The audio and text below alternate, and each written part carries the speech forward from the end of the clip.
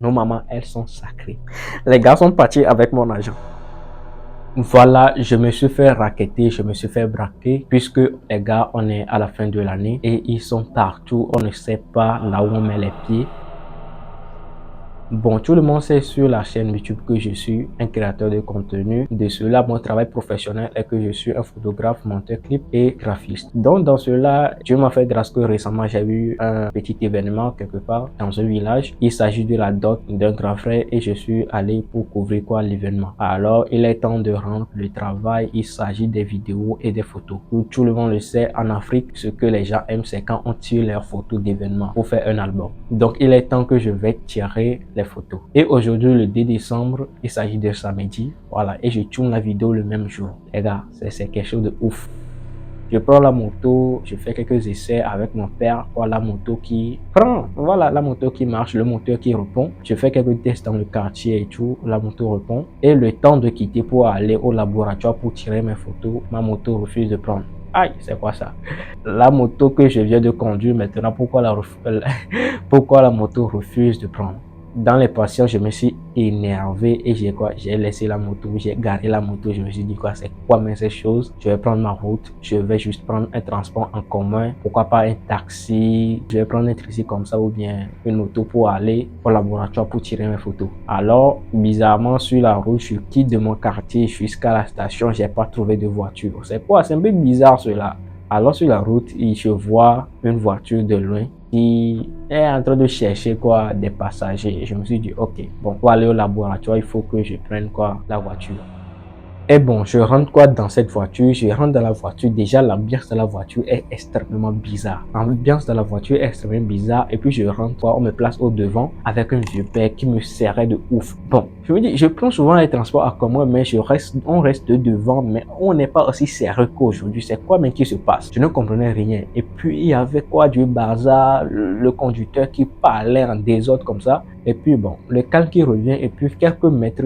Lorsque je suis rentré dans la voiture, le chauffeur qui me dit d'arranger son rétroviseur, lorsque je suis rentré dans la voiture, que j'ai dérégler son rétroviseur. Déjà, ça m'a paru un peu bizarre. Comment je rentre dans ta voiture et tu dis que le fait que j'ai refermé tes portières, ça a déréglé tes rétroviseurs. Bon, j'ai pas compris.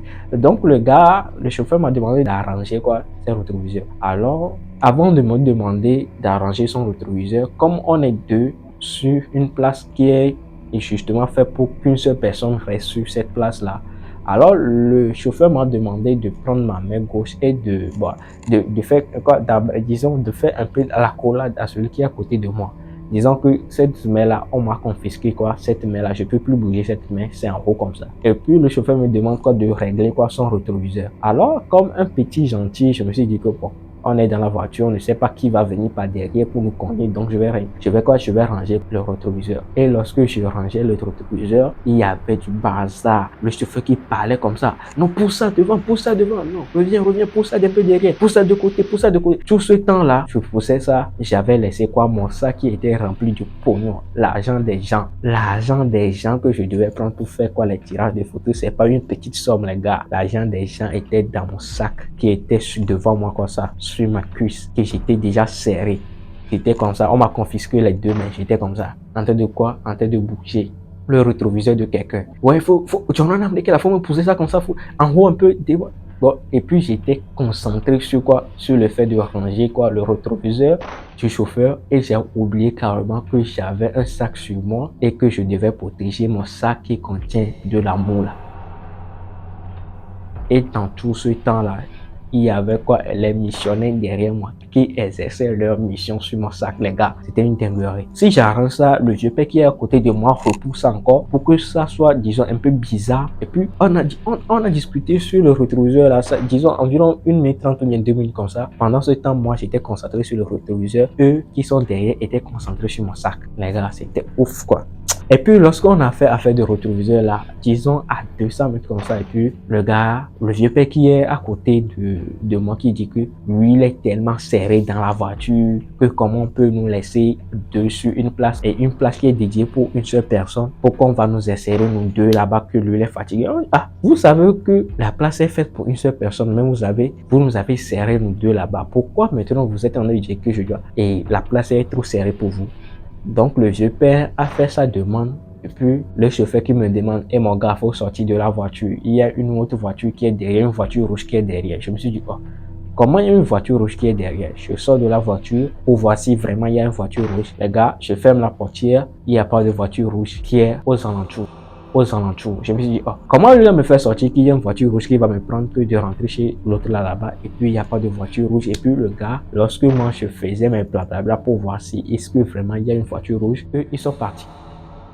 Les gars sont partis avec mon argent. Mais j'ai pas du tout su. J'ai pas du tout su que mon argent n'est plus dans mon sac. Puisque lorsqu'ils ont fait l'opération, ils ont refermé le sac. Et ils ont refermé le sac intact. J'ai rien su. Alors j'ai quitté pour aller en imprimerie pour tirer les autocollants, pour faire quelques tafs, pour faire la page de garde haut de l'album. Et puis je suis allé au laboratoire. Au laboratoire, je commande mes photos, plein de photos comme ça. Et puis la dame qui dit voilà, il faut passer à la caisse, il faut payer. J'ouvre mon sac, où est l'argent? Boum, je retrouve plus l'argent.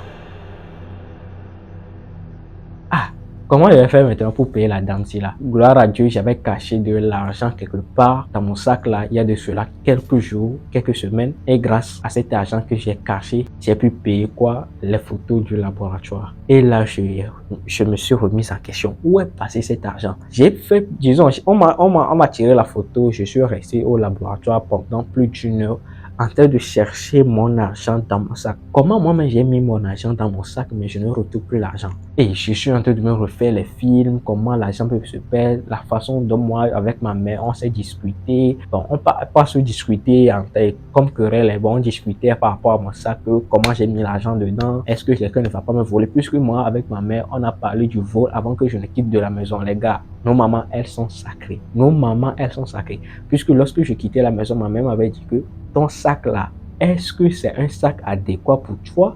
Il faut mettre le sac devant. Il ne faut pas porter le sac comme un sac au dos, mais le sac devant et prends garde qu'il y a de l'argent dans ton sac. Vérifie bien si tu as tout mis et tu as tout sécurisé dans ton sac. Mais s'il te plaît, mets ton sac devant et prends garde. Les gars, j'ai pris garde ou j'ai laissé un peu la garde. Ils ont retiré l'argent dedans. Et là, je suis resté là-bas. Je suis en train de refaire les films. Je suis en train de refaire les films. Les gars, ils ont volé mon argent comme ça. Ils ont volé mon argent.